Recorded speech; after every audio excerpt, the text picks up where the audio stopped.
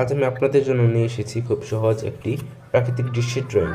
অনেকেই ড্রয়িং করতে ভয় পান বা ভাবেন যে এটি অনেক কঠিন, কিন্তু আজকে এই ড্রয়িংটি দেখলে আপনার সেই ধারণা একদম বদলে যাবে। আমি এই ভিডিওতে ধাপে ধাপে দেখিয়েছি কিভাবে খুব সাধারণ কিছু লাইনের মাধ্যমে পাহাড়, রাস্তা, ঘর এবং গাছ থেকে একটি পূর্ণাঙ্গ দৃশ্য তৈরি করা যায়।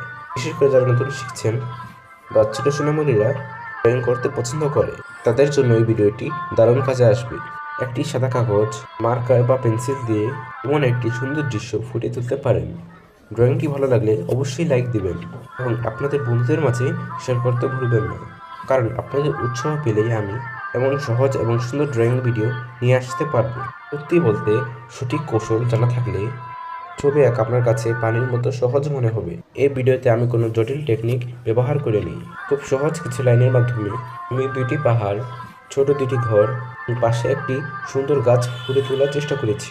আপনারা যদি আমার হাতের মুভমেন্টগুলো একটু খেয়াল করেন, তাহলে বুঝতে পারবেন ছোট ছোট বক্ররেখা আর সোজা লাইনের মাধ্যমে কত চমৎকার একটি দৃশ্য তৈরি করা সম্ভব। এটি মূলত তাদের জন্য তৈরি করা যারা একদম শুরু থেকে আঁকা শিখছেন, অথবা যাদের ড্রয়িংয়ে হাতে ফিনিশিং খুব একটা ভালো আসে না। আমি চাই আপনারা সবাই এই ভিডিওটি দেখে একবার অন্তত বাসায় চেষ্টা করুন। ছোট বাচ্চাদের ক্ষেত্রে এটি হাতের জড়তা কাটাতে অনেক সাহায্য করবে।